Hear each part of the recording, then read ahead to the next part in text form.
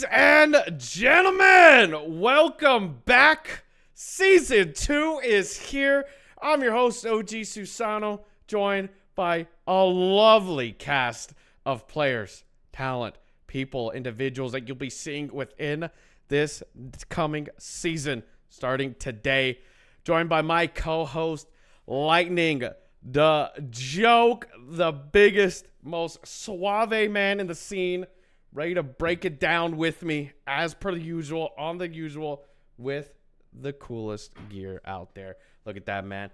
Right below him, the up-and-coming GOAT. We were talking about it right now. Every episode 1, we've had a top AM in this episode within the season, and then they immediately go into the CDL. So, you know, we got the GOAT in the making.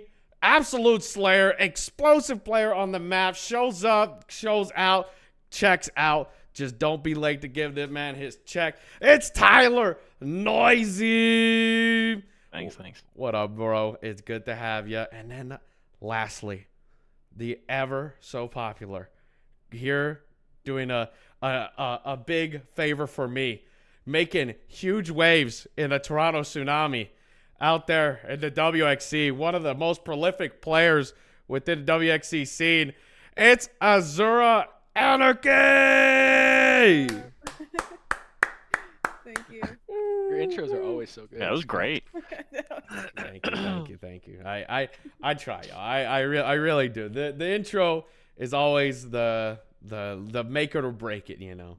But it's good to have you guys here. There's a lot to talk about within this year. Season 2 is now live. We've been greenlit by who knows, my intent, my integrity, and my will, and you know, Mike's beautiful face. I just gotta have this guy at least once a week or once every major to be able to talk some good Call of Duty with them. So we're greenlit. We're here. The lighting's a little weird on my end, but we're working with what we got. We've got a lot to talk about today. Tyler, Abby, you guys want to say anything about yourselves before we begin? Just what you're doing, where you're at currently within this dream of esports that we've got, that we're all currently living on this weird plane of reality. I mean, yeah, Abby, you can go first. You're the one that's been around here. I'll save my speech, I guess. Okay, all right. I don't know, just playing the female scene really. Then gonna really try hard this year. Last year I kind of took a break, but this year I'm coming back. Gonna grind it out, female and challengers, locals, lands, everything. So ready to be back and excited, and yeah, that's about it. Very cool. I mean, cool. Nice. Yeah, I'm competing for the however many years now. I don't know how, but still going in challengers. It's not. Shut up. But still hoping to get a spot in the league. You know, I feel like my most recent year was probably my best one that I've had so far. So we just gotta keep pushing, and you know, hopefully there'll be a spot that opens up. Hopefully so. I mean, you guys are both very, very good people. I've been able to chat with you guys a little more behind the scenes, getting to know you guys a little more.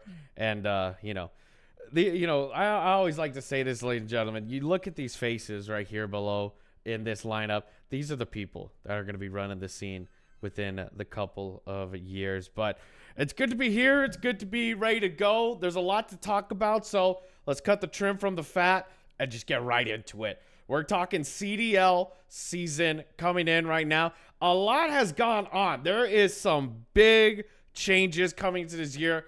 4 majors instead of the 5.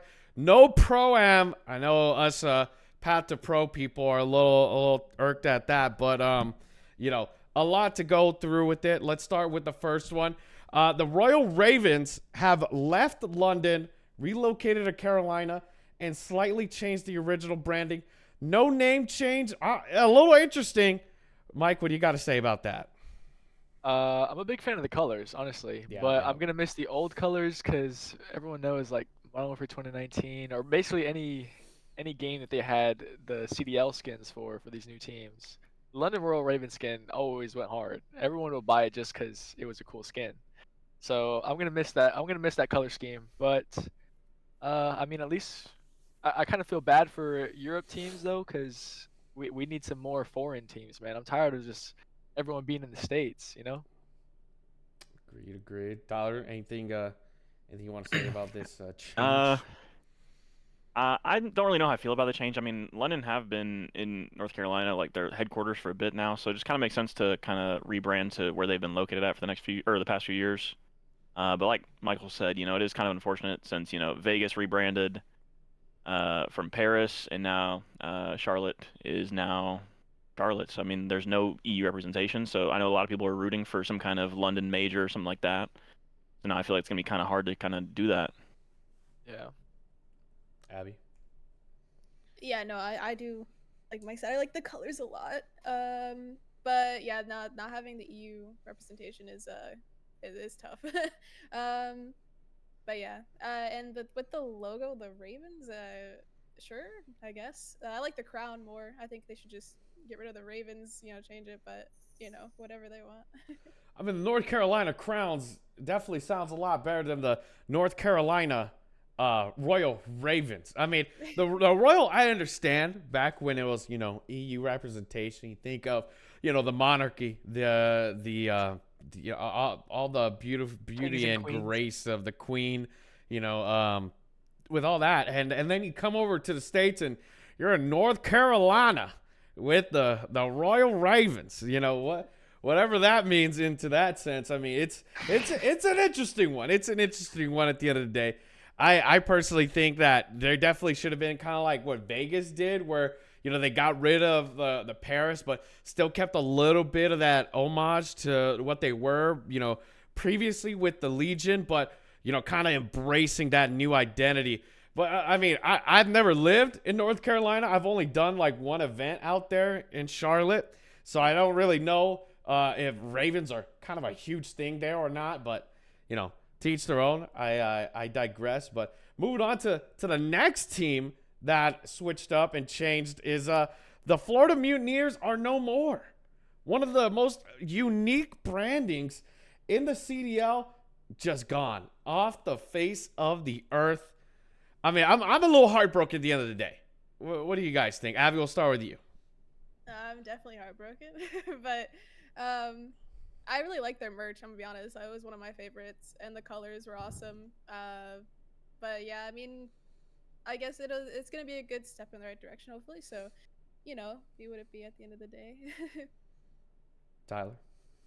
Yeah, I think it's a little bittersweet. I really did enjoy the Florida Mutineers branding, kind of their teams that they would form too. And now it's under new management. It's definitely an interesting take to see what they're doing with the Heretics. Their new rosters, interesting for sure. Yeah, Definitely, that's all I can say about it. It's definitely an interesting one. yeah. Well, we'll Yeah, get to more of that later. But Mike, continue. I gotta agree with Mr. Tyler about the interesting roster, as well as I like their branding, their old branding, but I do like their new Twitter. You know how it has like it's kind of like the Miami Dolphins almost a little bit. So I can see probably that's what they're trying to go for, like trying to target that market, like of football fans or something. But other than that, I do miss their old one. I do miss their old one. Yeah, I'm definitely gonna miss the Florida Mutineers. It was definitely a very unique branding. But then they swapped over to the Miami Heretics, and I get it. Like you said, Mike, it's kind of cool, you know, the whole play on the Miami Dolphins. But, you know, at the end of the day, you know, did we not just have a problem with, what is it, the Seattle Kraken already with the Florida Mutineers, and then to just kind of go on the sword of your foot there and swap over and try to look reminiscent of the Miami Dolphins? I mean, me personally, yes, it's interesting. It's a little unique. I'd say we're losing a lot of creativity with logos these days and going for more simplistic looks, but it's still a little bit interesting. What do you guys think? You know, with the little dash and the hyphenated H there. I mean, I think it looks good. It looks clean. I actually really like it. Yeah, I think it is actually really clean. It's really simple. I think the simple logo is definitely the way to go nowadays. It definitely caters to a different, like, bigger audience. Uh and with like the Miami Dolphins thing, like they'll definitely get, I feel like, more fans kind of because of the way it looks. I don't know. But yeah, we'll see. Mike, what do you think? Yeah, I mean, I like the colors, I guess. I just can't. I just want to see the color scheme again that they're gonna have for their camos in the game and stuff. I hope they look cool because the Florida Mutineers ones were super cool. So I hope that these go hard too. I hope so too. I mean, it's definitely going to be a bit weird seeing the now like orange and a little bit of some like cyan green. It'll be interesting, but I'm hopeful. We're headed in a good direction with that squad. We'll talk about their roster here in a bit, but kind of getting into the big meat of this discussion. It's time to get into roster mania. Let's start off big one here. This one I'm excited to talk about. This one has very near and dear because each one of these players has been a 50-50 player for me. It's the Seattle Surge roster. You got Hook, Illy, Arcides, and Abuza. I'm gonna save my thoughts for the end, but Mike, what are your initial reaction to this? What do you think? I think this on paper, well, one, who's gonna run? I'm hoping Huke's like the main sub, and then they gotta need another sub, right? I don't know. I don't know if Abuza. I heard Abuza was like a main AR or something, unless I was told wrong. But on paper, this team looks cool, but I don't think it's really gonna do nothing. I'm not gonna lie to you. I don't know. We'll see what happens. Tyler? Yeah, I got to second Michael on that one. From what I've heard, Abuza is going to be the second sub. And in Challengers, I'm pretty sure he used an AR majority of his time. I think he ran a sub up until MW2 and then switched to an AR, I'm pretty sure. Don't quote me on that one, though. But, I mean, for my predictions for this roster, they're going to be not that good of a team. They're going to be bottom 4 easy. Abby?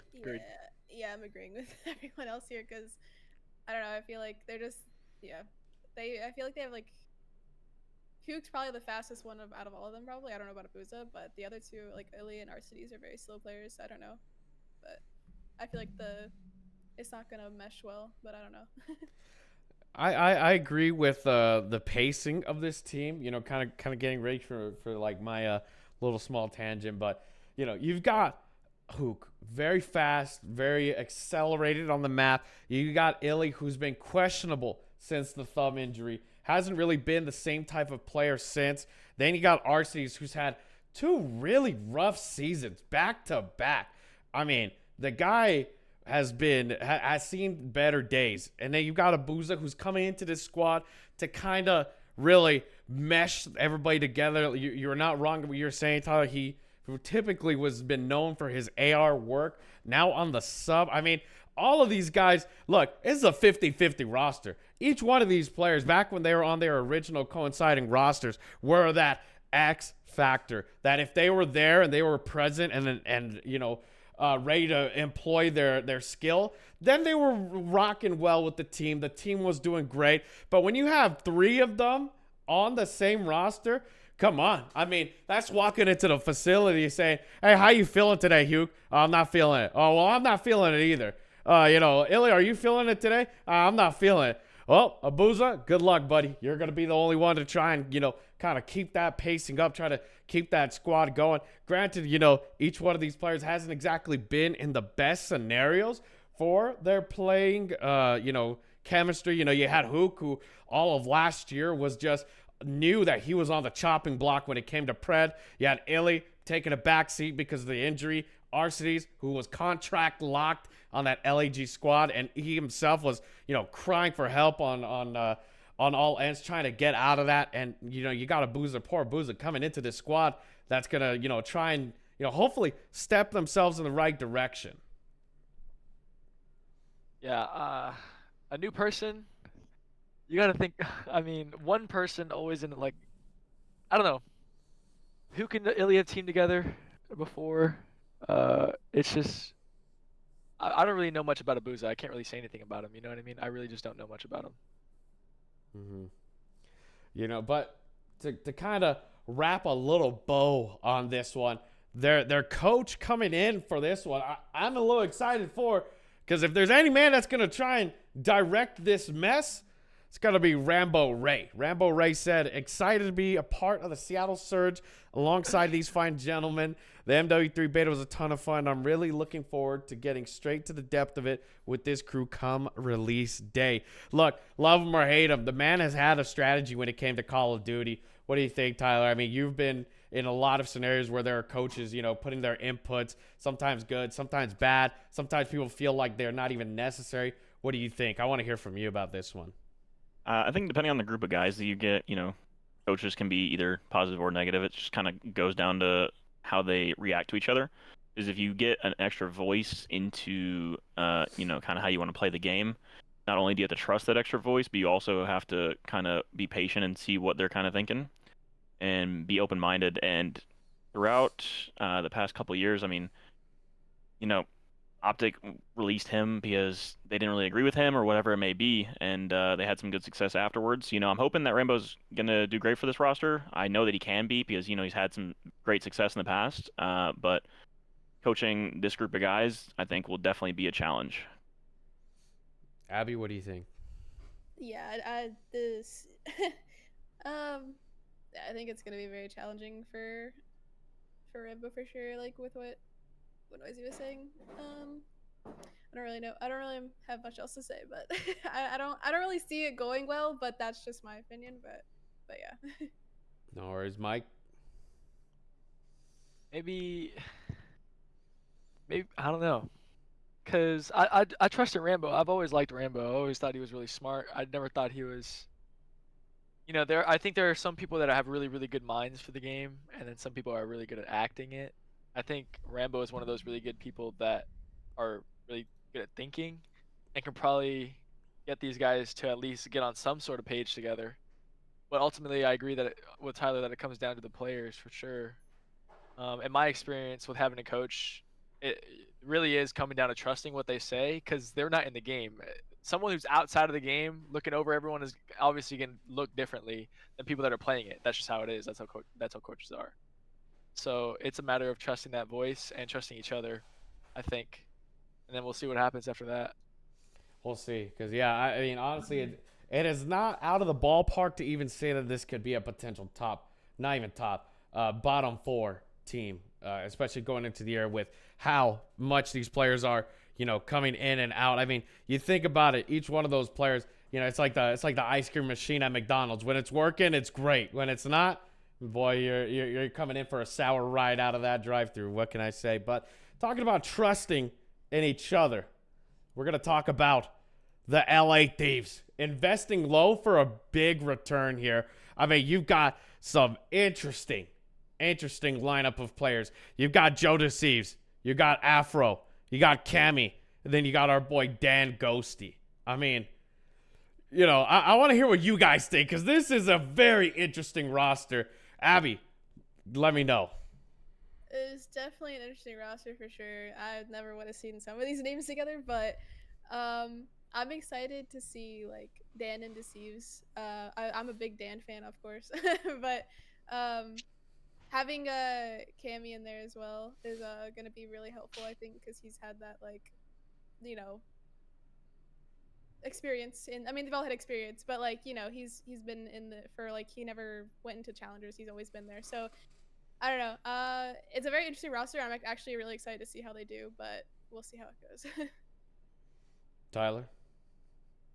Yeah, I'm interested with this roster. I think you said it pretty well. It's a very high ceiling for a low investment. I would like to think for a low investment because you have Joe just came off of LAG, and that was not the best showing for LAG. But Joe did have his moments where he did look very good.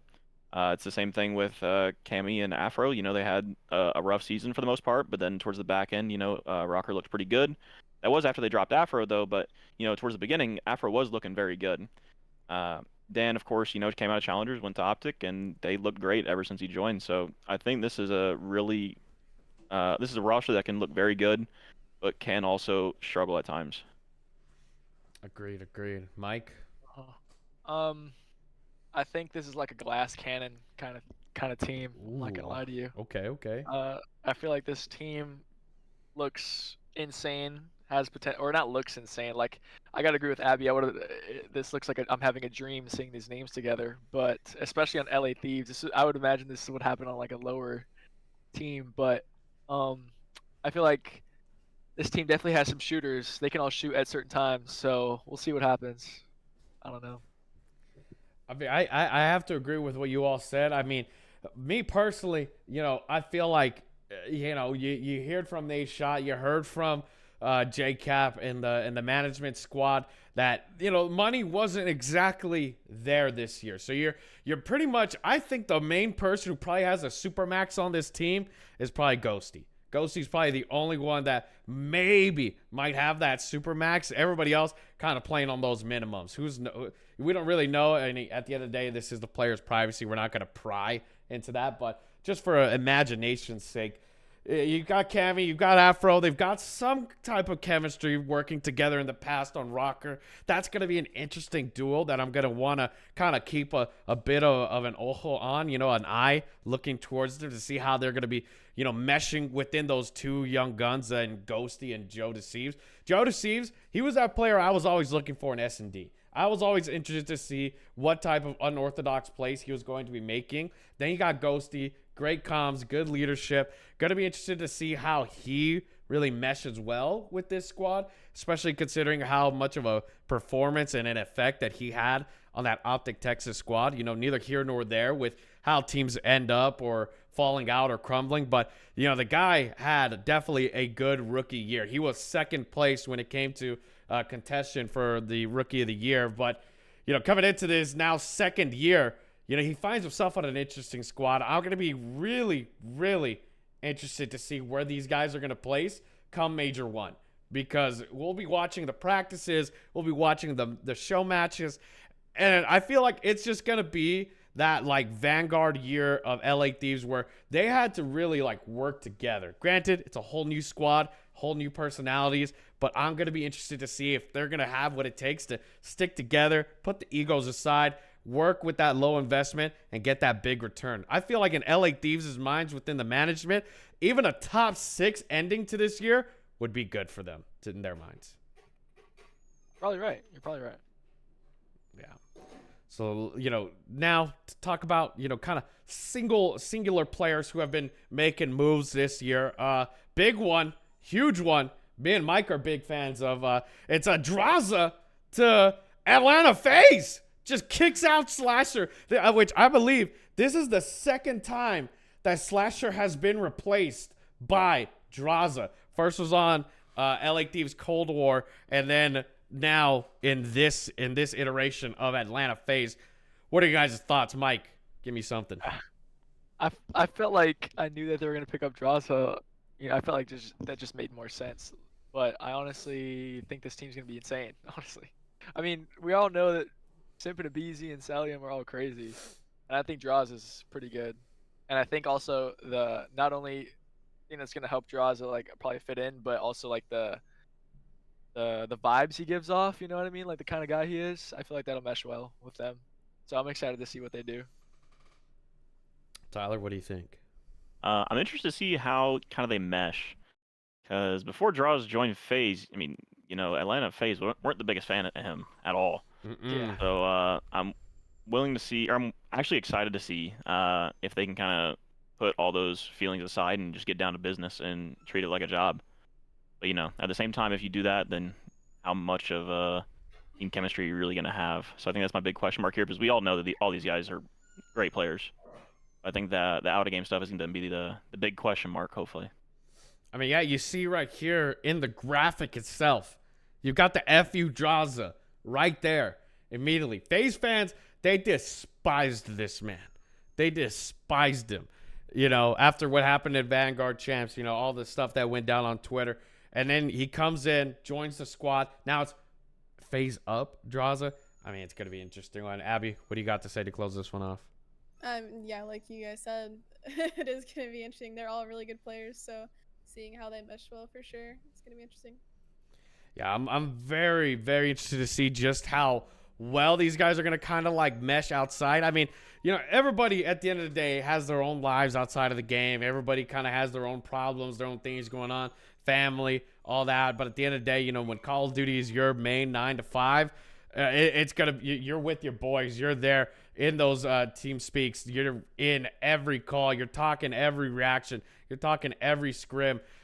So at some point, if not already, definitely during the year, there's gonna either be a massive healing of that relationship, or we're gonna see a big breakup and things are just gonna get messy. And you know how these guys are. It'll end up on Twitter. Somebody will start talking about it. And then next thing you know, somebody's calling their mother or their girlfriend ugly. And it's just, all the gloves are off. And it's a scrapyard at the end of the day. But kind of moving on from that, looking at another possible pack-a-punch scenario. We got Sib moving to the New York Subliners. A very interesting one, in my opinion. You have the Subliners. They win the year. They come out of it big dogs on top. P-Dog, Kismet, Skies, Hydra, this roster that, not a whole lot of people believed in at the beginning of last year, just taking it all away. Then here they come after the year, say, hey, actually, we're going to get rid of Priesta. Get this guy out of here. Apparently there's some problems with contracts, neither here nor there. Then you call up Sib. Possible pack-a-punch. What do you think, Abby? What are you thinking about this one? This team, I'm excited to see this team as well. I think this team is I don't know, I think it's gonna be good. Especially since they just came off a win, I feel like they kind of have that fire going into it. So I don't know, I'm excited. Tyler? Yeah, I gotta agree. I'm excited to watch them play because like you said, they did come off of a champs win. They were undoubtedly the best team in the game last year. Dropping Priesta and picking up Sib, I think most people do regard Sib as a really heavy slayer, and Priesta was not necessarily that for the roster, so it's kind of going to be interesting to see how they switch up their system and what they do. And I do believe that they can do it because there's a great coaching staff behind them, so got to think they put some time in. They're going to be a really well-rounded off roster. Agreed. Mike? Yeah, I think this team got a lot more drippier, that's for sure. I mean, these guys, their fucking style, or I can't cuss, their style is really cool. But I'm interested to see why they would drop Priesta and pick up Sib over. And I agree with Tyler, completely different player, I feel like, from Priesta. And I'm also a big Priesta fan, but I think this team got a lot heavier. The shooters, I think. I'm not gonna lie to you. I agree. I mean, it's going to be a very interesting one because, like you guys mentioned, it's just a complete swap of a personality. You have a more forward-thinking person, somebody who's more aggressive, somebody who's there challenging the hill at the forefront. So I'm interested. I think it's going to be a good one. I like what Tyler mentioned, where the coaching staff is really going to be the ones to kind of mold this clay of a team into that championship team that they know they can be. Shout out Sender, the guy, absolutely a crazy mind right there. But kind of moving on now, talking about former teams here. This one, I mean, we all kind of expected this one. This one was, from the Green Wall in Dallas, Texas. We have Pred joining Optic Texas immediately. I mean, that was much expected. I mean, we were literally there on the ground, me and Mike at Major 3 for the Dallas Major this year, and they were chanting Optic Pred the entire time. We knew that this was coming. We knew from the beginning that this was going to happen. But then, in a mix-up of events, which, I mean, I'm very interested to see how this guy's going to play. You got Kenny filling into the squad. What do you think, Tyler? I want to hear your opinion on this one. I think this team will probably sit around. I think they have the opportunity to win an event. I think this team, out of the big 4 or 5 teams, are the most question mark to me. I'm interested to see how they work. I think they can, like I said, win an event, but I don't see them just coming out and dominating. I think it'll take some time. I think so too. Abby? Yeah, I think they can win an event for sure. I think it's going to be a very vibey squad. I love all these players. I love Kenny. So they're all very vibey individuals. So I think it's going to be a really good chem-wise team. And I don't know, I think everyone's very excited to see them play for sure. Agreed. Mike?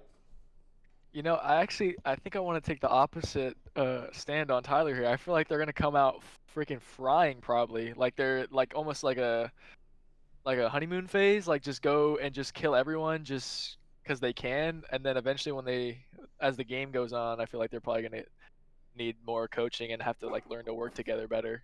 I feel like that's probably what's gonna happen with them. I could see that. I definitely could see that, them coming out Major 1, putting on a slobber knocker of a show. But I do have to agree on the part where I feel like this squad might be one of those, hey, we're great, we're nasty just as is. And if they don't really shape up throughout the whole year, I could definitely see this squad getting left behind. And that's just the unfortunate matter of fact. You know, when we saw the Optic Texas squad last year getting second twice in a row, you know, they were making great plays. But then eventually they just kind of fell out of practice. They fell out of form. And then they didn't really have a great finish that they wanted at the champs ending of the road. So I kind of have that same vibe. I have that same vibe where if this squad doesn't pick up, if they're not actively learning, if they're not actively questioning the meta, questioning the setups, questioning whether they are in terms of the chemistry of the game, I think this team could definitely get left behind, and that's just the unfortunate truth about it. Now, talking about a team that's probably going to be left behind early on, which I'm ready to put my money where my mouth is the Minnesota Midker. Looking at this squad, I mean, you have Linz. You know, shout out Linz. Don't know too much about him. But then you have Awakening, Vivid, and Accuracy. Yeah, like, I don't really know what else to say about this potential friendship squad, but you guys have much more interactions with these guys, much more experience. Mike, sound off for me. What are you thinking here, man? It seems to me just like a bunch of people that needed somewhere to go, honestly. Exactly. Thank you for saying that. Continue. It looks like just like a lot of lost puppies, and they just needed somewhere to be, and Rocker was like, yo, come over here. And that's the squad. That's the vibes I get from the squad. You know what I mean? How about you, Tyler? What do you think? I might have to disagree with you guys. I mean, I think COD is a game where whatever team comes out the best on the weekend, can take home a dub. And I think this team, can be a little bit inconsistent at times. Centered around Vivid, he's had some question marks around him. I think he's a great player, but he's had some times where he's not looked that great. You know what you're going to get out of Accuracy. He's going to be, kind of your backbone of your roster. And Wake has been very consistent at getting his kills. And Linz in the challenger scene may be different than the pro scene. Was very good at getting his kills and applying pressure, and not only doing that, but also staying alive when he needed to for the most part. I was really impressed with Linz in the challenger scene. I mean, I think this roster has a lot of upside here. I think you guys are sleeping on it a little bit, but I wouldn't be surprised if they're a little bit inconsistent because some of their players haven't really looked the best recently. Like I said, I'm ready to put my money where my mouth is. If they end up just absolutely sucker punching me, Major 1, I'm willing to fall on my own sword and say, hey, I overjudged this team. It's just like Mike said. I just feel like this squad just had nowhere to go, and they were like, hey, I've got a roster at this spot. You trying to come over here? And that kind of thing happened. But I like the way you put it there, Tyler. Each one of these guys has their individualistic talents that they could definitely put together. We'll talk about who's going to be trying to mold that here in a second. But Abby, your initial thoughts here. I'm agreeing. I'm gonna just say I'm definitely sleeping as well. So, I don't know. I don't see this roster being that great, but they definitely could do well. I just don't see it. I definitely don't see them upper 6. At least I don't see them upper 6. I could be wrong. Maybe they do get top 6, but I just don't see them in the upper 6 personally. Yeah, rough prediction for me. They're clinching champs. Like they're the 10th roster clinching champs. Like that's what I could potentially see out of this squad. But we have a very long year, quote unquote. I say that as a joke, ahead of us. Where people can be swapped out, people can be added in, new faces can be added to the equation. It's all neither here nor there. But I heard Tyler Noysii can make an appearance on this roster probably. I heard something too, but I'm not gonna say nothing. I'm not one to talk about conspiracies and theories, and because theory can only take you so far. Linz after one of the majors was talking to me, he was like, yo, that Tyler guy's pretty good. And I was like, I mean, the the Noysii Lens duo with Awakening and Accuracy would go crazy. I was thinking the same thing. I'm just saying they need a sub who's gonna pull up every Sunday. I mean, happy to be there. You know his number. Right, you know his number. You've got his number, Rocker. You know, you've got his number. I'm sure you do. But talking about somebody who's gonna be formulating, scheming, plotting, quite literally got tired of the coaching staff and put himself in there and saved himself for potentially another year. That's gonna be Looney coming in now as the new head coach, jumps down from general manager over to the coaching side. I mean, this guy, he's always been a great mind within the scene. He's always had interesting takes, good, fundamentals back when he was playing. So I was interested when he had first elected himself to be as the general manager. I felt like that was kind of a waste of talent. But now that he's head coach, I'm interested to see what he's going to do, especially with that rocker squad. I mean, Mike, we've talked about it before. We said it time and time again. If that rocker management went 3 years in a row without doing anything fantastic, they were definitely on the chopping block. And, Looney saves himself. So what are you thinking? I think it's nice to have Looney back. I haven't seen Looney play in probably since World War II, maybe since I was 15 or something. But, he was really smart, and he was pretty fundamentally right, I felt like. I mean, he wasn't the type of guy to drop numbers, but then again, I think Looney is smart. So we'll see what happens with his squad. Tyler? Yeah, I got to agree. I mean, I think I'll second what Michael said about World War II Looney. I mean, he led a great team in Rise to, I think it was 2 event wins that year. Mm-hmm. And I think if anyone's going to coach this roster and lead them to victory, it will be him, especially because, your big question marks, I think, are going to be your sub players. And Looney was a great sub player when he did play and made sure that he made some good plays, I think, as consistently as he could. So if he's going to teach Lens and Vivid kind of how he wants to see him work, then I think it'll be a good shout. Interesting. Abby?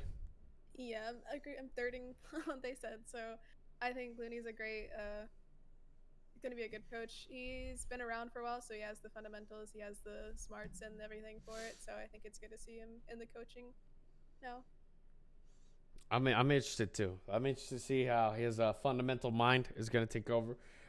Somebody we want to give a big shout out in the comments real quick. Heath said Looney was assistant coach, so this is a promotion for him, not demoted from GM. Interesting to see then. See if he can get the bootstraps ready to move and get himself into the driver's seat of this roster. And talking about driver's seat, potentially an interesting squad once again. Some squad that I personally am a believer in just because of the raw talent that is present.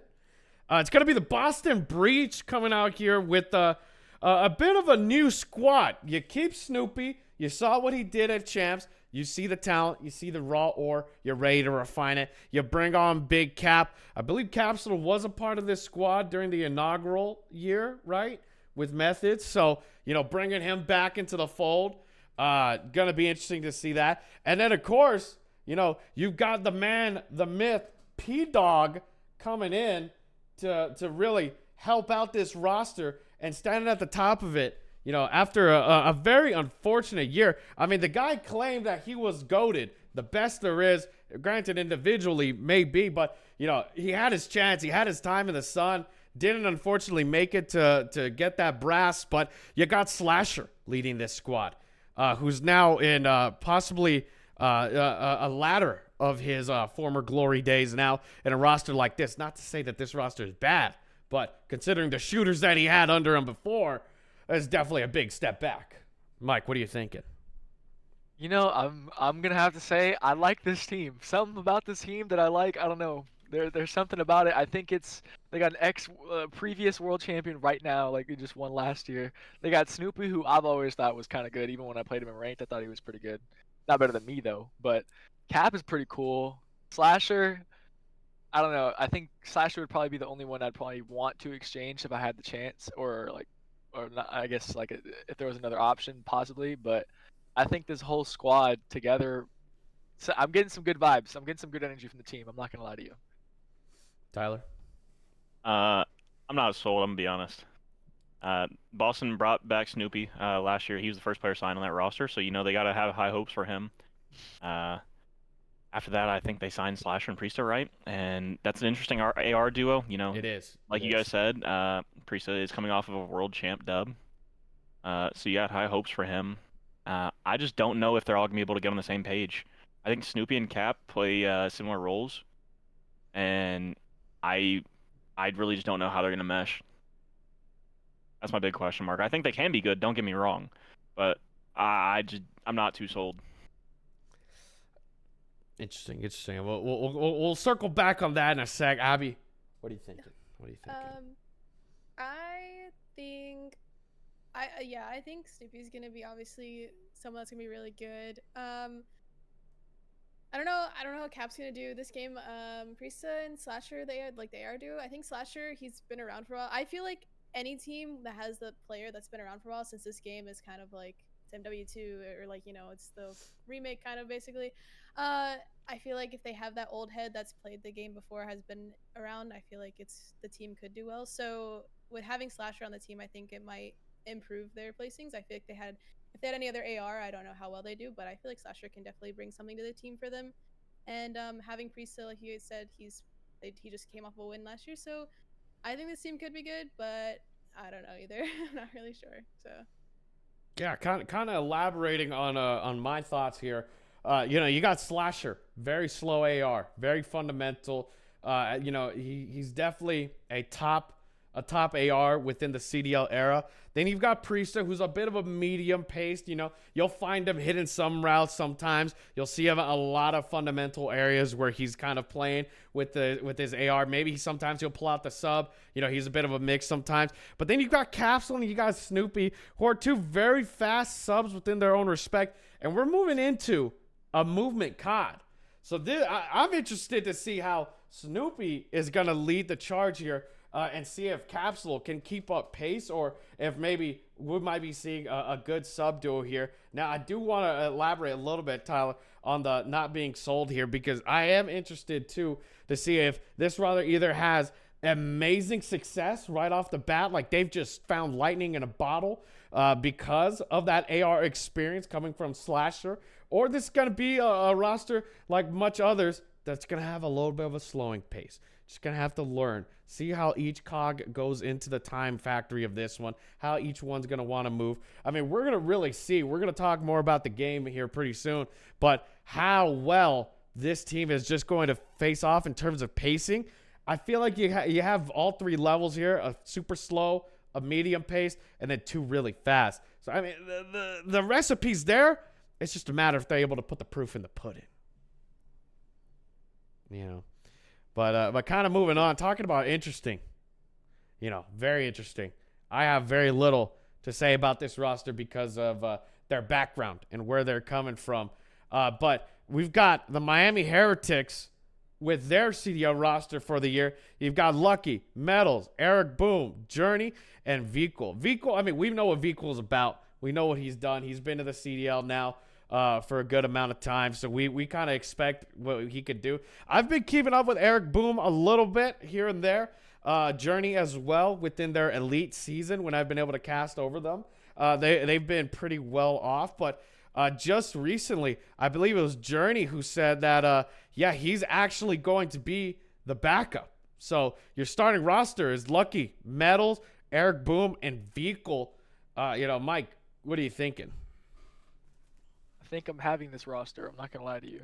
Simply because I think I beat Eric Boom on LAN. It was either Eric Boom or Journey. One of them. I beat one of them on LAN. So, I don't know. We'll see how this roster goes. I think it's probably gonna be like one of those teams, like a slower paced team that's gonna take a while to improve. I don't mean slow pace as in game. I just mean slower pace of getting better in terms. But honestly, I could see them. I see this team like maybe like possibly a dark horse team. Like no one's gonna really expect anything, and then they go crazy. So I'm excited to see what they do. Okay, Tyler. Yeah, I mean that's not a lot of people are putting these guys high up any kind of power rankings. Yeah. I don't think we're gonna kind of dance around that at all. But from what I've seen from most of these guys is when they're in challengers, they were really momentum based. So even at champs, Team Notorious made a really, really good run throughout losers. I think they dropped down in the losers round 2 and ended up making it in the grand finals, and that was all just based off momentum, getting back to back to back games. And in the CDL, it's really hard to keep some momentum going from series to series because you play one match a day. Yeah. So, I mean, if these guys can kind of keep the momentum going, then I can see them getting around maybe a top 6 at most. But even that, like the top 4 teams, they have to mess up against these guys. I think they're all individually great players, but it's just hard to stack up against the top 4 that we're kind of thinking here. I agree. Very, very well put. Very well put. Abby? Yeah, I'm gonna agree with Tyler. I think definitely they could honestly and with what Mike said, they could be a dark horse, and I think everyone would love to see that. But them matching up against those top 4 teams or those top teams is gonna be it's definitely gonna be hard for them, I think. So yeah. Yeah, I really don't have a whole lot to say about this roster. I've seen some interesting things from each one of these players, but we're going to have to just sit back, pull the popcorn, and kind of keep an observant eye on what these players are going to do and kind of see where they're going to go. But talking about where players are going to go, we got to talk about a big one. I mean, this was another big move. The 2 players that I knew that I was watching very closely for this offseason in terms of roster movement was Draza and Envoy. And look at where Envoy ended up. Envoy replacing Hixie in the north of Toronto Ultra. You have Hixie. He's pretty fundamental. Will slay, occasionally. But in terms of showing up in the leaderboards, he's not there. He's not exactly all there all the time. Then you bring in Dylan Envoy, this much faster sub, this much present personality within the game, and you add him to an already nasty roster of Toronto Ultra. Abby, what are your thoughts on this one? I think I think this roster could do well. I don't really have much to say on it, so I'll let you guys say something about it. But interesting change for sure. So yeah. Mike? Honestly, I think Envoy is gonna make this team better. I'm not gonna lie to you. I feel like Envoy is one of those like a really good person to utilize, and I feel like he can fit into a lot of systems just because of like his play style. I've always been a fan of him just because of how he works. So I'm very excited to see what he does with like Insight and CleanX, to be honest with you. I'm interested too. Tyler? I mean, Toronto, they got second at last year's champs, and that was with Hixie, and not a lot of people rated Hixie too high, like you were saying. He did play the game very well. Great team player, but I mean, Envoy has been doing all that and having some great games out of him. I think he's been an S-tier sub for the past couple years now. I think a lot of people have been sleeping on him because, the big focus is on the Tiny Terrors, Hydra, stuff like that. And I mean, I think this team will be an easy championship contender. Easy Very, for sure. very much an easy championship contender. And kind of like going off of what happened last year with champs, them getting slammed in the grand finals. I feel like if you have a shooter like Envoy in those comms, I feel like you have a better reset. I feel like he's experienced. He knows how to win. He's been in those dire situations. He's been in rough team situations. He knows exactly what to do where he's navigated in the past versus someone like Hixie who, rookie year coming out, tried his best. But when you kind of like switch the cogs and see what would have worked better in that scenario, definitely Dylan Envoy would have been that guy to try and get them back into that motion, get them back into the flow, and not let them just get slammed out of the ballpark there at the University of Las Vegas's arena there, the Thomas and Mack. I mean, you could see them flying off into the sunset after that third map. But, he moves over, the Dark Prince of the North now within his comfort zone up there. Now moving on to roster rumors. These 2 teams and unfortunately last team we have yet to see anything about.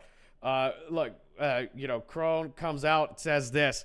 The latest on Las Vegas Legion and the Royal Ravens roster, according to Jake Haley, is that the Ravens are targeting Clayster, GodRx, Real, and possibly either Fame or Gwyn as their 4th. Latest that I've heard is that Gwyn is possibly going to be that 4th. Me personally, I'm a big Kevin Fame fan, so I was expecting him to definitely round out that team. I love Kevin on the sub, whenever he's on the sub, the guy does amazing things. And you know, to see them possibly move with Gwyn instead, I mean, you know, we'll see where Fame's talks are. We don't know where he might be going, what his agent, or if he has an agent, you know, kind of is thinking.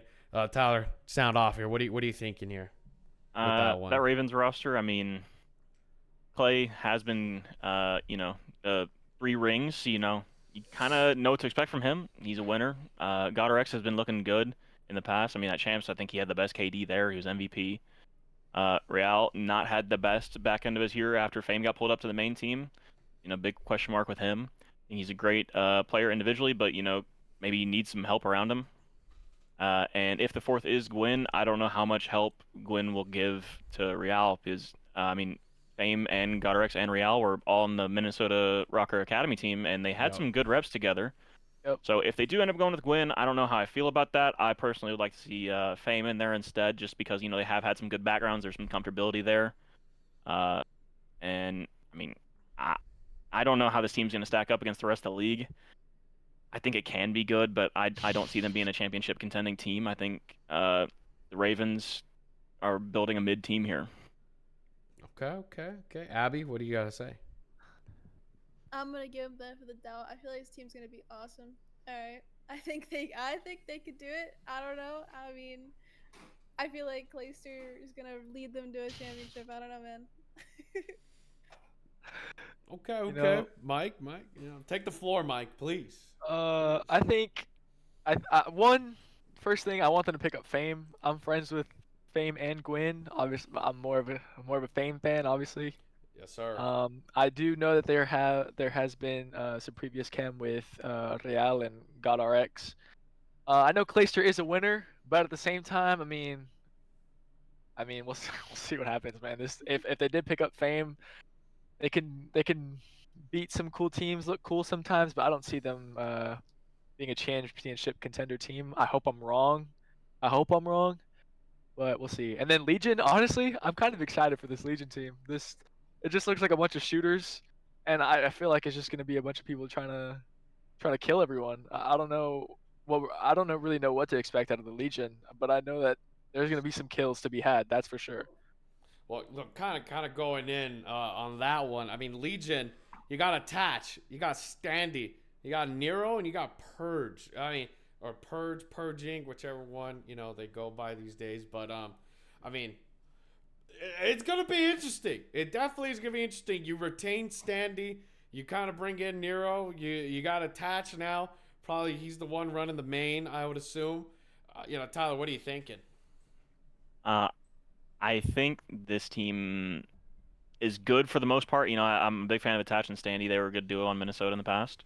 Nero's looked good individually on Boston. And Purge, you know, did come off winning champs, but, you know, besides that, he didn't really have the best showing throughout Challengers. It was his first year competing, so, you know, a champs dub after your rookie year in Challengers is good to see, but, you know, I may have, if I was the GM of Vegas, I may have looked for other flexes to fill that role.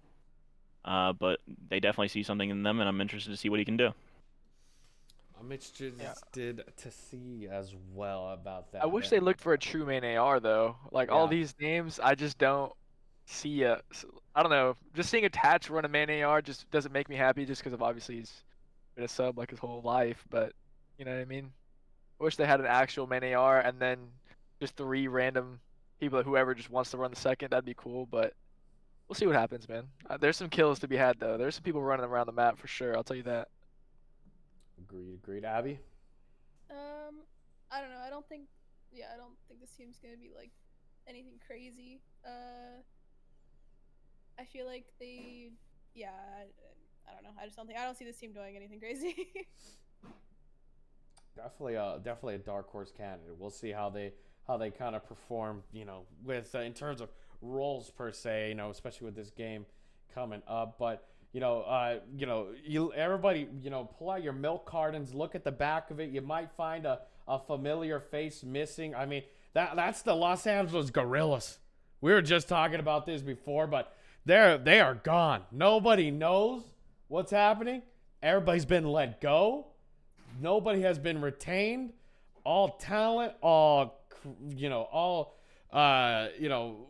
behind the scenes workers all management, everybody's pretty much gone. And this was the last thing that we heard from the Los Angeles Guerrillas. Quote, they say, the Los Angeles Guerrillas are not exercising the team options for Assault, Exceed, Joe Deceives. We will continue exploring our options during this offseason, including the possibility of their resigning. Additionally, Ariane and Mayhem have been released from our coaching staff. We thank them for their hard work this season and wish them the best going forward. They are MIA. We do not know where or what has happened to the Los Angeles Guerrillas. My contacts are gone. Everybody here, their contacts are gone. I mean, Tyler, have you heard anything at all from them? Like in terms of maybe a reach out saying, hey, can we build a squad around you? Maybe, just saying. Intel. I've heard nothing. I actually don't even know what's going on with this team at all. I wouldn't be surprised if they give one person the keys that's a player and tell them to build a roster, but I don't even know who they would. I don't know who would tell a player that, because I don't know who is even running the show. I wouldn't be surprised, if there's an 11-team league this year because of how little we've seen going into this game. I mean, it comes out in less than 2 weeks now, and you got to think, contracts take a little bit of time. Forming a team takes some time, and you want to get up and rolling as soon as the game drops, and there's nothing to be had right now. Agreed. Abby? Yeah, I mean, with what Tyler said, like, the contracts take a while, and if they haven't announced anything yet, then I don't know what they're gonna do. So yeah. Mike? I feel like all of us are clueless here, honestly. If whatever happens is gonna happen, no one really knows what's gonna happen. They're gonna sign that scum team. What was it? I forget what it said it was. Oh my goodness. You see that tweet? That I mean, hey, if anything, that would be a lot better than some of the teams that we've been seeing getting formed already. I mean, what was it? It was a Scump, Methods, Nade Shot, and then Bows, I think.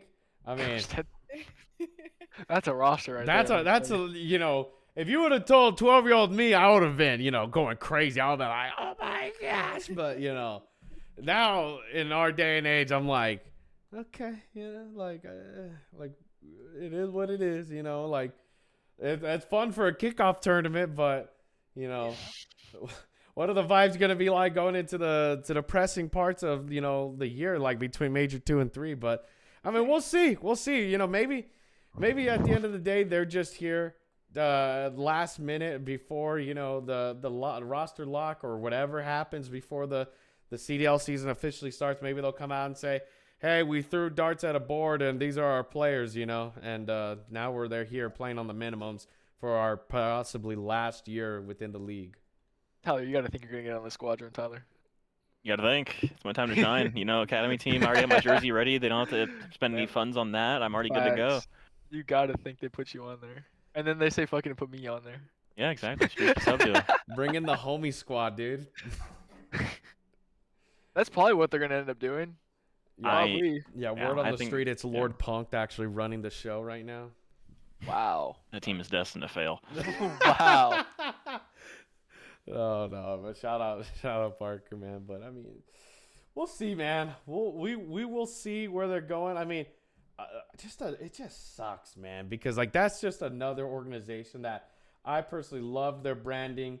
The LAG branding is very unique. I'm a big fan of the color purple, so immediately I liked the vibe that they were getting off. And I mean, you also had Mr. T Noy here on their academy squad. That was also fun to commentate every cup and elite. But I mean, here we are now, just not knowing where they're going to be going. So I mean, if you see anything, Tyler, give us a call, okay? Give us a call. If you need an analyst, somebody who just loves to watch VOD, I mean, a guy. you got my number. You got my number. But kind of moving on from that, that's the end of our roster mania talk for now. Kind of take a deep breath there. I mean, it was a lot. There was a lot to cover going into this one. I mean, we're like, 10 days now from MW3. Going to be an exciting one at that. I mean, the word on the street is we are so back. But talking about it, from a competitive standpoint to all you shooters here, what did you guys think about the beta coming off it? Because I know you guys definitely got to grind it a bit. I'm not gonna lie to you. I feel I felt like I was ripped off a little bit. I felt like this game was what Modern Warfare 2 should have been. I felt like this was like DLC almost. I understand the nostalgia of having all the old maps and all the old guns or whatever. Like that's cool. Don't get me wrong.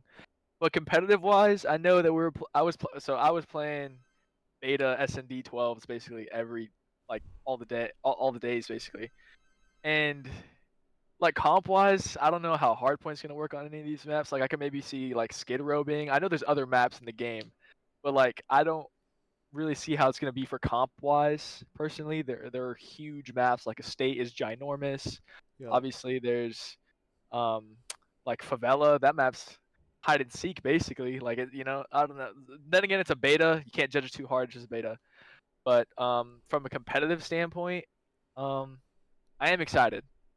I am excited. Not for maps wise. I want to see what goes on with those. But the way the game plays and the way the game feels, I liked it a lot and I had a lot of fun. So I'm excited. Tyler. Yeah, the game felt smooth. In a second, everything Michael said. I mean, I think the maps are gonna be a big question mark for competitive because they're trying to pull on some kind of nostalgia, but I just don't know how that's gonna end up going for the CDL. I mean, we don't even Yeah. have a set third game mode yet. Yeah. There's no rulings out, so we don't know if we're gonna be playing CTF, Control, anything like that. I mean, big question marks for how things are gonna play out.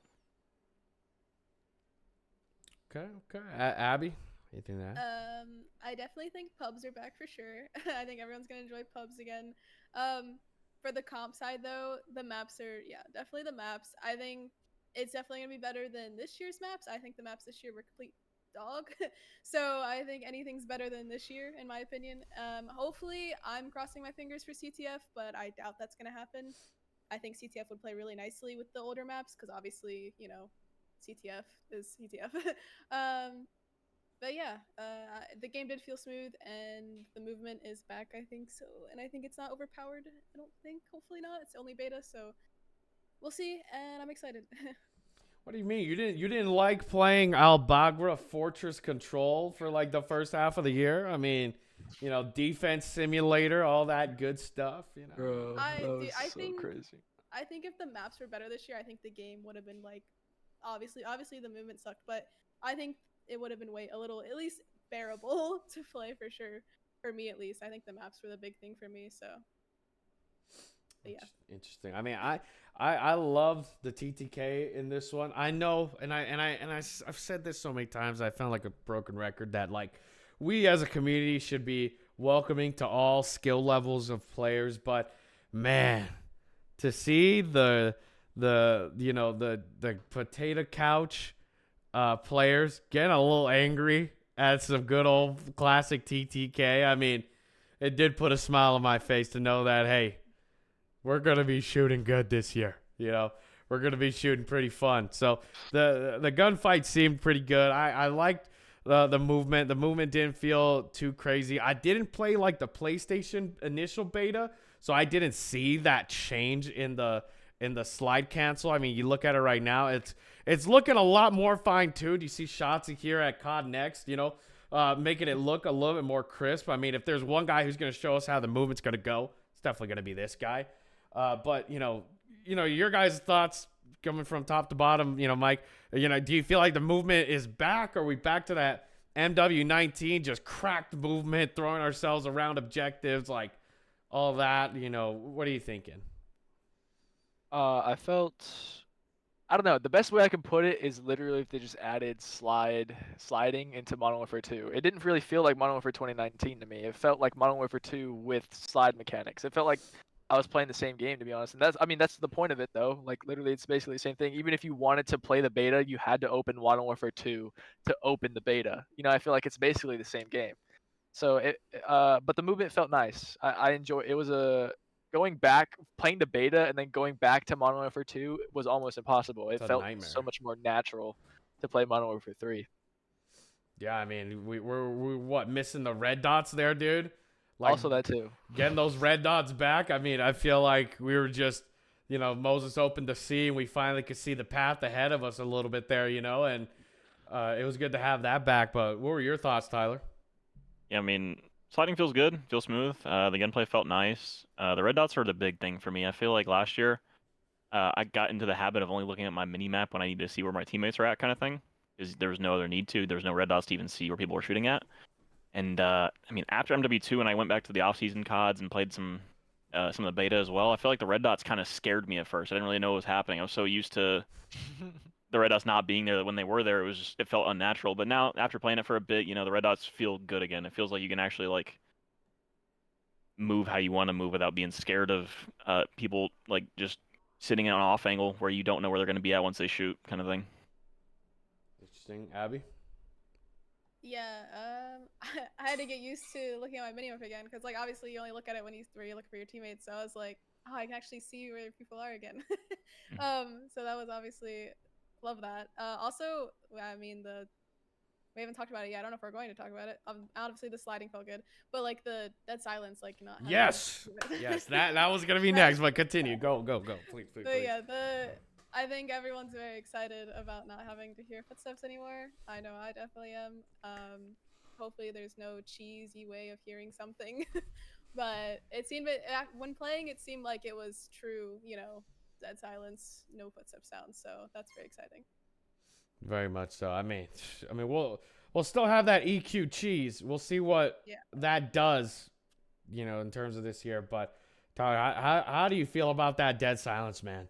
I want to ask you because you're a fast man. You are a fast man on that map, and to now know that you're going to be a little bit more protected. How's that feel? Oh, it's great. I mean, last year, there was a lot of times where you couldn't really make a play without Deddy because you'd be heard. Yep. And that was super cheesy because, it has nothing to do with your in-game awareness. If you can just hear somebody running at you on a flank or something like that. There were some teams that were labeled as EQ merchants in the AM scene and the pro scene, whatever it may be. So if it's that big of a problem, it's glad to see that it's fixed, hopefully. Granted, any changes like you guys were saying, but I'm excited. Mike, I mean, you're a fast man on the map as well. What are you thinking? I mean, I'm personally excited that we're no longer going to be, top hotel running around making a play, and you hear that don't as people are running upstairs. What are you thinking about that? Yeah, I just it really like Tyler said, it really made a lot of people seem like they just knew everything that was going on the map. It felt like. So I'm excited to see some people get exposed, honestly, again. Because I used to love flanking a lot. And literally you can't really do anything unless you have Deddy, and even then the real sound EQ warriors can still hear your little tiny ass footsteps. So I mean, I don't know. We'll see what happens. We'll see indeed. That was another thing that like I really liked seeing the potato couch gamers, chips on their stomach while they're playing. We're kind of mad about. I remember seeing like a huge tweet saying that like it is not fair that there should not be footsteps, that we can't hear somebody running around. Hey. Get good, buddy. That's all I gotta say. Get good. That's all I can tell you at the end of the day. Get good. And I say that coming from my point of view as well, because I'm not half the player that I used to be back then. I still play good, decently, but I'm not like you guys. I'm not hopping in a 2 EST looking to get better on the map. I'm hopping on for some good old classic ranked play, trying to get better. And talking about ranked play, Treyarch stated that they're going to be giving us ranked play sometime during Season 1 of MW3. Guys, is this a W or an L? What are we thinking? Me personally, I don't know why they just can't have ranked day one. You know what I mean? But that's just me. I think the game should be fully ready whenever you release it.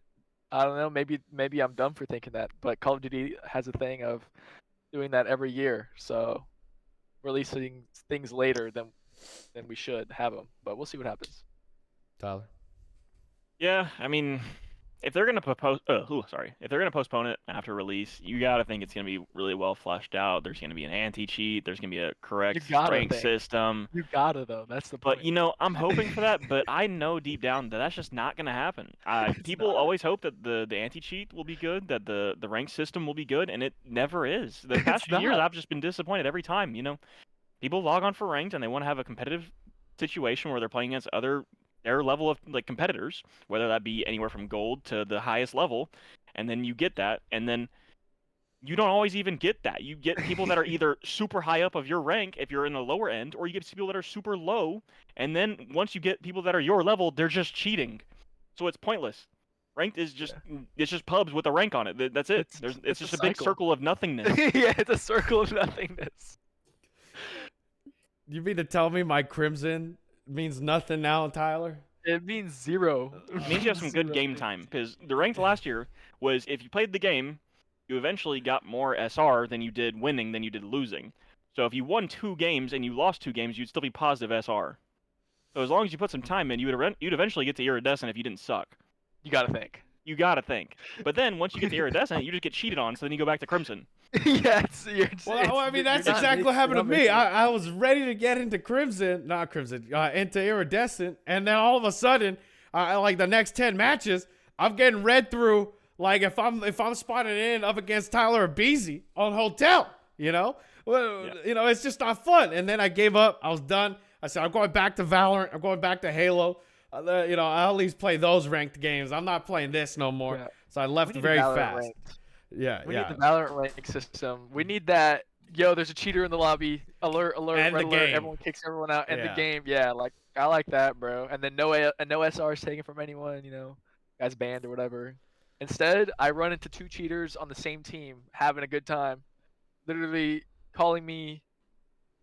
Saying that I'm cheating when I'm not cheating, and they're blatantly 360 shooting people through walls with snipers on hardpoint, dropping 40s, and I'm like, wow, these guys are just straight up better. I don't know why they're not. They should be on the LAG roster. That's what they should be right now. Yeah, I was having games, and I kid you not, where it was a cheater on our team versus a cheater on the other team, and I remember because we were on a silo, and the guy's like, yo, this guy's cheats are so bad, dude, and he's like, yo, this guy can't even read them. He's like, I'm over here. He's giving us like UAV level comms. I'm like, dude, I'm playing with prime IW formal right now, dude.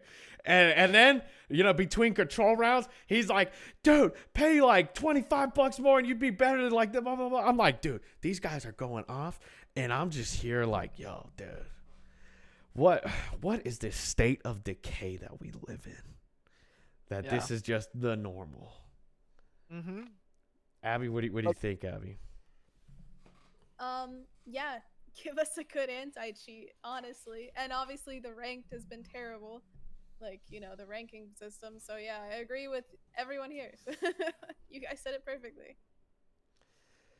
I don't know how to like, let's say someone from Auto University, like a basketball player, like a football player, like what would be the equivalent of someone going into a ranked game and then just having cheaters almost every other game to going to an actual, like comparing that to an actual sport? Like, how would you explain that to someone? I don't know, Shaq showing up to like a Pee-wee basketball game and just dunking on the 4-foot rim, like what? That's probably, you're probably right. That is the best equivalent. Sending Shaq showing up. And he's over here like posterizing all the little 4-year-olds and stuff. Like that's the best way that I can do it, because not everybody at the end of the day is like us, that are studying comms, that are studying POIs on the map, studying where routes are going to be taken. Like we are very much students of the game. So when we get into those games, we're willing to practice to put what we do on a daily basis, the meat to the presser, if you will. But then you have like other people that are more casually, proficient and ranked, that hop on and they're like, dude, I'm getting banana wham slammed right now, and this is not fun. And then there's the level of when we get banana wham slammed, we're like, okay, hold on. Something ain't right. Like we can tell when things are just not right. And at the end of the day, people are always going to be like, like when Censor would call out cheaters, they're like, oh, he's just bad. He's washed. So he's like getting pissed that he's getting dunked on. But you can tell, genuinely, you can tell when something is off in a ranked match. Sometimes you can definitely tell. I agree with you. I've been playing, I feel like Tyler can probably attest to this. You play against like such good people almost every day for so long, and then you hop into a ranked, and then all of a sudden these guys are better than everyone you've been scrimming and playing against, and it's like, holy shit. And it's not even always like losing gunfights wise, it's just the way they play, like certain timings and certain things that they do. Like, why are you here at this time right now? Like, no one should be here. Or like, why are you ready for this at this right now? You know what I mean? Yeah, that's why I try to stay away from ranked, so I don't have to deal with all that. It's just not fun. Yeah. Really isn't. But, in closing, well, we gotta ask because we're less than 2 weeks away now. I want to ask each and every one of you, just from what you have felt so far, are we in for a W year, or is this gonna be another L year, just stacked amongst the others? Abby, we'll start with you. We'll go up from you. I think we're in for a W year. They responded very quickly to a lot of even in the beta, they responded quickly to some of the things that people were complaining about. So I think we're in for a W year, hopefully. Tyler, you're a bit more of a skeptic. I gotta. What do you think? Yeah, I like to be positive. I like to think about it in a positive way, but at the same time, year after year, I feel like I've been disappointed. So hopefully this is the year they turn it around. But the way that it's looking right now, I don't know. We'll see. So are you saying expectations for you, Tyler Noysii, are the lowest it's ever been right now? Nah, I definitely had lower expectations for sure, but it's definitely not anywhere close to being high expectations. I mean, hopefully I'll be surprised. I want to be wrong that it's going to be a great year. I'm going to be playing the game no matter what, though, so I mean, it doesn't really matter. I will be playing we're stuck it. to the cycle, yeah. Yeah, I'm in the cycle. I will be there every single day playing the game. So no matter what it is, they will get my attention and my time. So, I mean, gotta hope for the best. Fingers crossed. Mike, what do you think? Yeah, I gotta agree with both of them here, but I especially gotta agree with Mr. Tyler. They get me every year. I already pre-ordered the game before I even knew if it was good or not. Like they already got me, so I'm gonna be playing it regardless if it's good or bad. But I'm gonna say that I hope it's gonna be bad because I usually have high hopes, like high expectations, or I'm just a hopeful person in general. But so if I say that it's bad, you got to think that we're going to have a good year. If I say that we're not going to have a good year, reverse psychology and try to have a good year. Interesting. I personally, from the deep down of my heart, I think we're in for a W year, y'all. I'm just, call me blindly optimistic. I mean, they raised the price from $60 to $70. I'm an idiot. I go and I buy the Vault Edition for last year, thinking we're going to get it for 2 years, like $140, whatever you want, out of my USD, out of my wallet into the year, to then just find out that we're going into another year of another game. So that $140 just to waste. I mean, the skins and the cosmetics will carry on, as they say. But, it's like what Tyler said. I'm stuck to the cycle, man. I'm stuck and I can't get out. So I'm hopefully optimistic to a fault. We'll see where we go. It's a tough one at this point. I mean, if anybody can understand this pain more than me, it's definitely you three right here. You guys are in that game much more than me. You're racking up more hours than me. You're doing more off work than I am. While I'm making caster notes, you're making route notes, scrim notes, team notes. It's just we're very similar in the game, but very different in terms of style. So I get it along with you all just as much. But in closing, what are the things each of you kind of give yourself a shout out in closing of this this beautiful podcast that we had. What are you guys excited for in your own lives that you're going to be doing going forward? Mike, you're going to be finishing out school potentially here soon. Tyler, congrats once again on the engagement. I know you've got some big things coming up soon.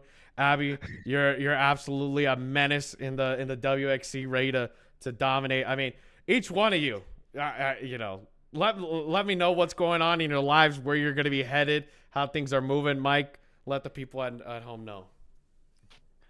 So I'm still in school, gonna compete another year. Probably gonna be possibly my last one, simply because I'm in college and I'm still gonna be in college COD, so I might as well do another year. Why not,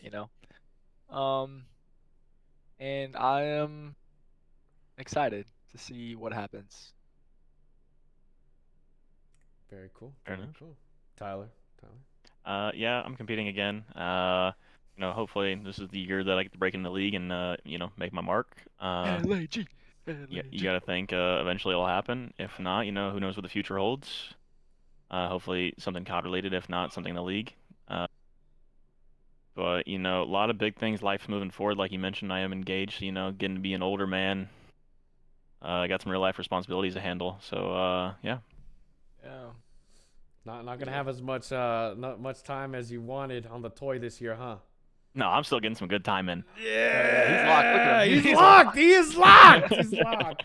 Don't let him fool you. Yeah. Nothing's changing. The beast is still in the game. Don't even worry Yeah. about that. Yeah. Abby, let us know.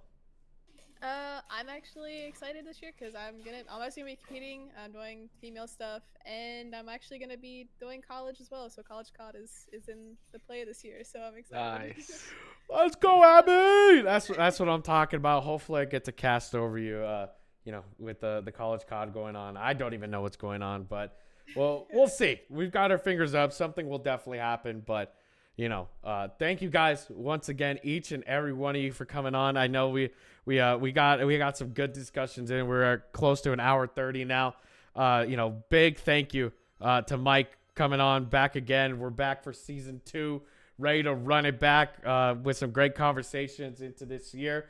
Next episode will probably be closer towards week 2 of the CDL era for the matches to see where things are, or maybe. A month into the game, we'll come back in December. We'll see, where we're going to be headed with that.